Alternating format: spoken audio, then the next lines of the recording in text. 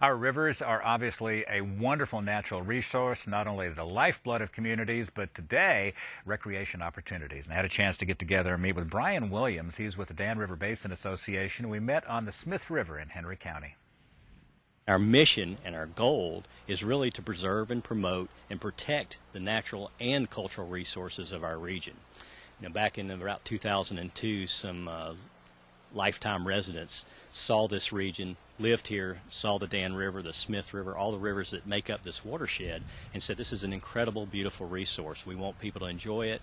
We know if they get out there and enjoy it and learn to love it like we do, they're going to want to protect it, and that's what we do. Tell us where we are today. Right now we're standing on the banks of the beautiful Smith River. This is a river that runs through Henry County from the northwest to the southeast, and it connects all the little communities in Henry County from Bassett, Stanleytown, Fielddale, all the way through Martinsville. It's been the lifeblood of this community for many, many years, and as you can see, it's an absolutely beautiful river. Now we have an angler in the background here out in the river. What is he fishing for out here? Well, he's a fly fisherman, so I suspect he's trying for some of our local trout. We have an excellent population of wild brown trout in the Smith River. We do have stocked rainbows here too, but the wild brown trout seem to attract the fishermen because it's a population that's really wily and sometimes hard to catch. But we also have a really great catch rate on the Smith River for brown trout, so that's probably what he's after, because it's really something when you catch one of the beautiful Smith River browns.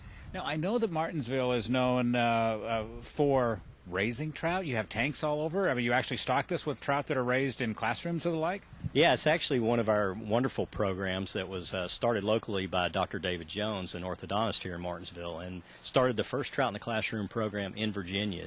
Today we have 31 tanks in our program alone. Statewide, there's over 130 tanks. It's really grown exponentially, and what the kids do is we give them eggs in a 55-gallon tank, and they raise the trout from eggs back in December, and then in May and June we release them into the Smith River. Now, it's not really primarily a stocking program. What it is to teach kids water quality and healthy water, that trout need this healthy water to survive. So we take the kids out there, they've raised these trout from eggs, and now they're releasing them back into the environment, into the Smith River, and they're hoping this water quality is going to be good and keep those trout alive. So it's a great vehicle for teaching water quality to our kids. You've also been able to draw in some men and women that have importance in helping us to legislate and make sure we've got the right water quality. Politicians have gotten out here and helped in these releases. Yeah, we love it. It's a great photo op. We've had Governor Kane in here and Senator Warner and most of our representatives and congressmen. They love to come out, and they get a chance to get their boots on and get out there in the water and get wet with the kids and see the kids having a ball with the trout.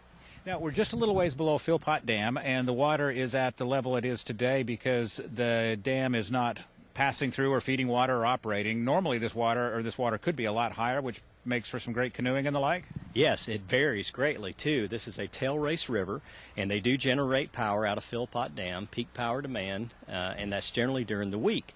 Now, what happens is this water will rise, so if you're a fisherman like this, you watch that water rise and you need to get out of the water when it does rise.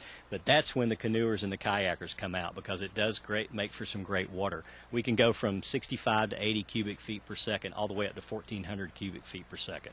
Now, I know you've got some great guides to the rivers here, and these are available if people go to your website. They can get copies of these, and these are even on almost a waterproof material, so you can bring them right out to the river with you. Yeah, absolutely. This is available at danriver.org, and they're also available at some local outfitters, a guide to the Smith River and a guide to the Dan River. We just completed these. Like you said, they are on a high-quality waterproof paper.